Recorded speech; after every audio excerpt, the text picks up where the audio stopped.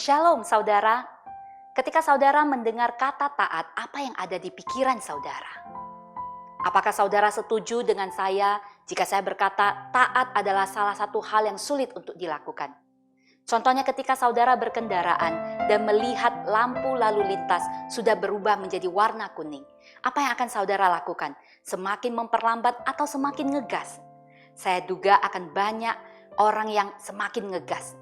Padahal kita tahu warna kuning artinya berhati-hati.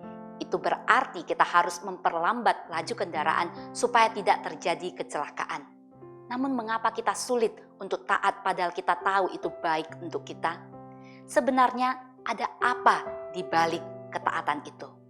Saudara, hari ini kita akan merenungkan satu bagian firman Tuhan yang terambil dari Matius pasal 1 ayat 18-25 tentang seorang tokoh yang bernama Yusuf, tunangan Maria.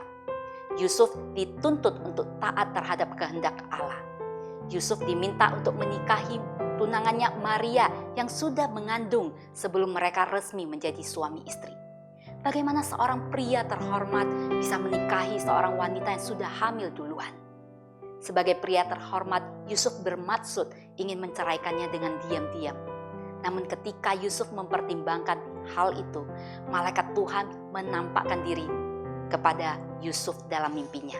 Mari kita lihat di dalam Matius pasal 1 ayat 20.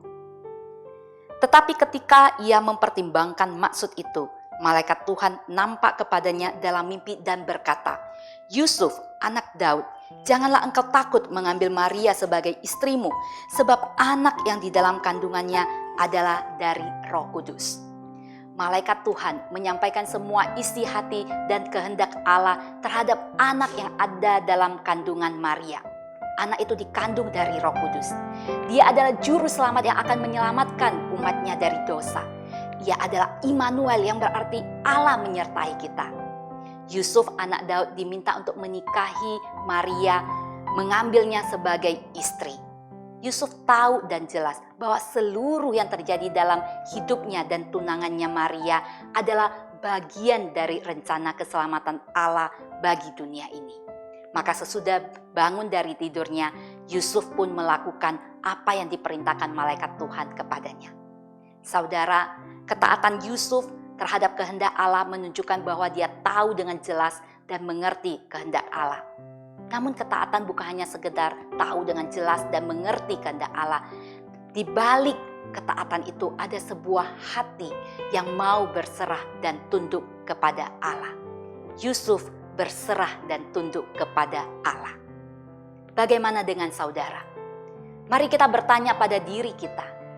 Hari ini ketaatan kita terhadap firman Allah dan kehendak Allah, apakah hanya sebatas kewajiban agama? Atau sesungguhnya ada sebuah hati yang mau berserah dan tunduk kepada Allah? Kiranya Tuhan menolong kita.